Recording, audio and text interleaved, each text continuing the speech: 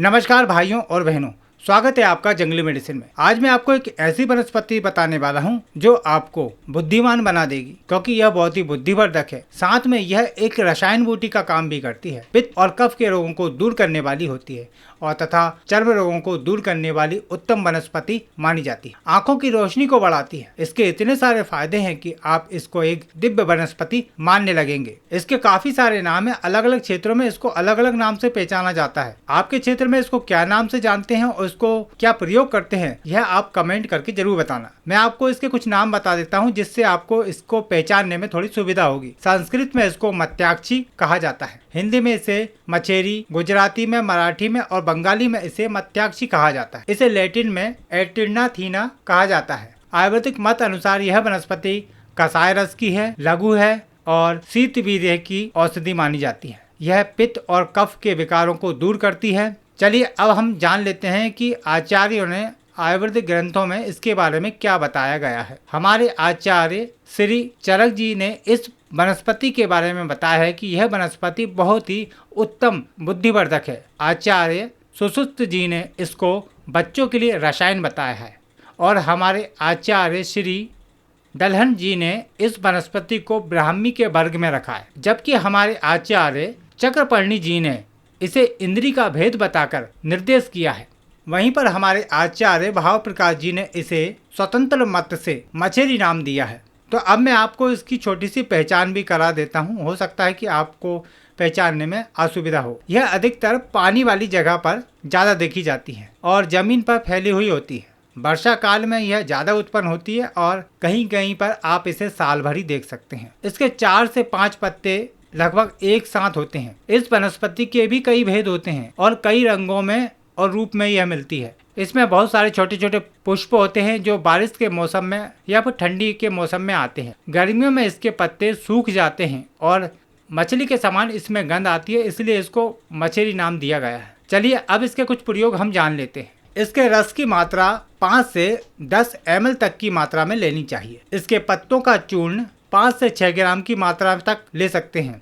जिन लोगों को जुलाब हो या फिर जो लोग संग्रहणी रोग से परेशान हैं, वह इसका कल्क बनाकर दही के साथ मिलाकर सेवन करेंगे तो उनको बहुत जल्दी फायदा मिलेगा।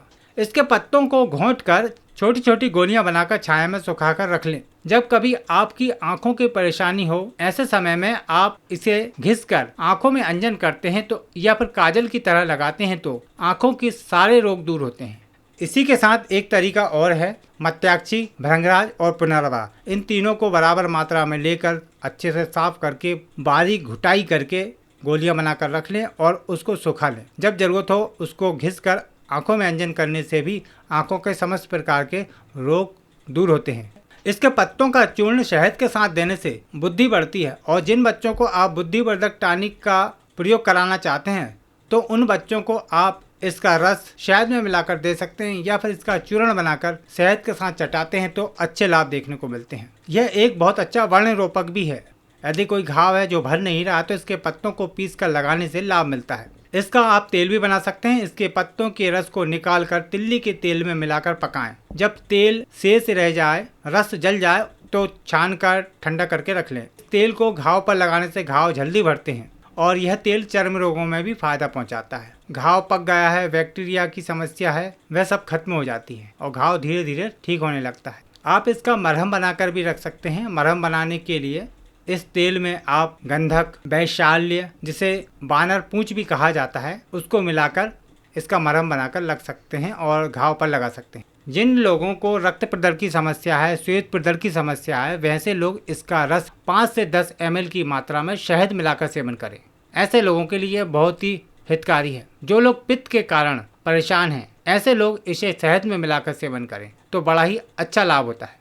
जिन लोगों को दांत, खाज, खुजली आदि की समस्या है, वह शहद के साथ मिलाकर इसका सेवन करें तो बहुत अच्छा लाभ मिलेगा और आपका रक्त शुद्ध होगा तथा चर्म रोग दूर हो जाएगा। जो लोग भी त्वचा रोगों से परेशान रहते हैं, वह लोग नहाते समय पलाश के पत्तों को पानी में डालें या फिर पलाश की छाल भी पानी में डाल सकते हैं या फिर जो अपमार्ग होता है उसको कूट कर पानी में डाल के उबालें और उस पानी से स्नान करने से चर्म रोगों में अच्छा लाभ देखने को मिलता है।